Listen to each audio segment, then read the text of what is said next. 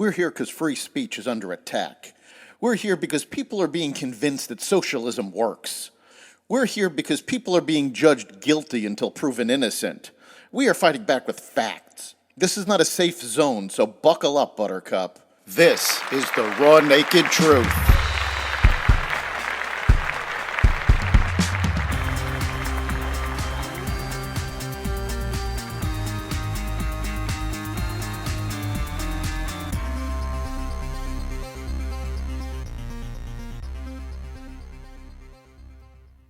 Good news for the economy, student debt relief halted in the courts, and more tech layoffs coming.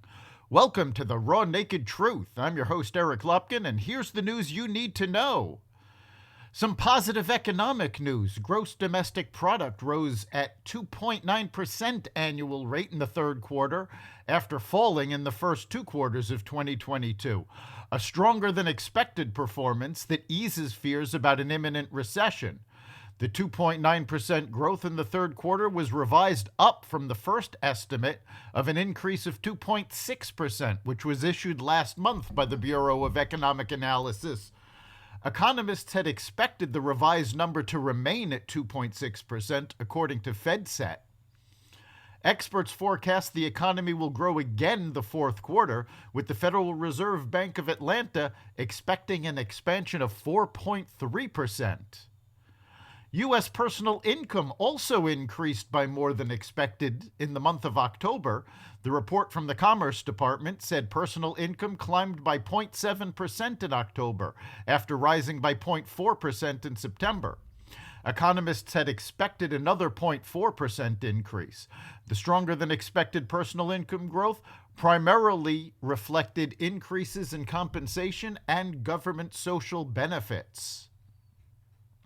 Federal Reserve Chair Jerome Powell said that the central bank will continue raising interest rates to cool the economy and bring down the highest inflation in decades, but indicated the central bank would likely start making smaller hikes, possibly at its next meeting.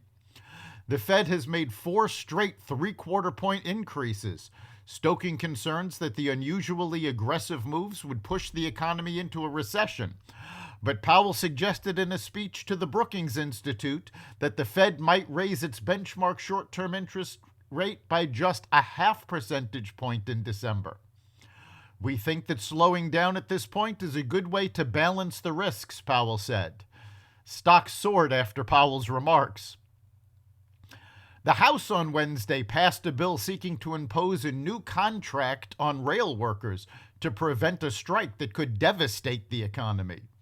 President Biden called for Congress to intervene as railway workers vowed to strike by December 9th if unions and rail companies couldn't reach a new agreement. The bill passed the House 290 to 137 and now heads to the Senate, where Majority Leader Chuck Schumer and Minority Leader Mitch McConnell have both called for approving the legislation quickly. A separate measure requiring 7 days of paid sick leave for railroad employees, a key demand of rail worker unions and progressive Democrats, passed by a narrower margin and faces uncertain prospects in the evenly divided Senate. Food delivery company DoorDash announced that it would lay off 1,250 employees, about 6% of its workforce, making it the latest tech company to cut staff. DoorDash CEO Tony Xu called the layoffs the most difficult change he had to make in the company's nearly 10-year history. I know that for many of you, today's news will come as a shock, especially because our business remains strong and continues to grow, Xu said on the company's blog. DoorDash and other high-profile tech companies hired aggressively earlier in the coronavirus pandemic when lockdowns and fear of infection forced people to work, study, shop, and seek entertainment online. But many now need to make cuts as life returns to normal. A federal appeals court on Wednesday rejected a Biden administration request to overturn a ruling by a lower court in Texas blocking President Biden's $400 billion student loan forgiveness program.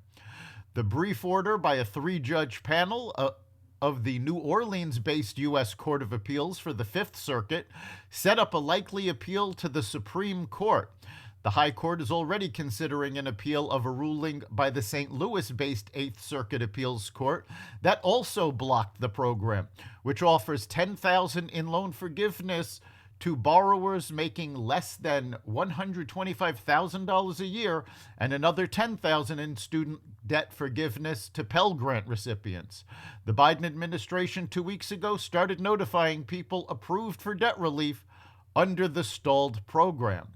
The stalled program has been halted by judges appointed by both Obama and Trump. So this is a bipartisan effort stating that this program cannot go forward as it has been pushed by the Biden administration.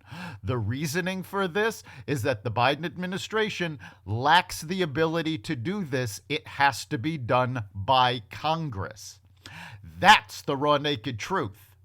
You can catch every episode of The Raw Naked Truth at xvadio.com/podcasts, the Apple Podcasts app, Google Podcasts, Spotify, iHeartRadio, Stitcher, Amazon Music, Audible, and other platforms that respect freedom of speech. We'll see you next time.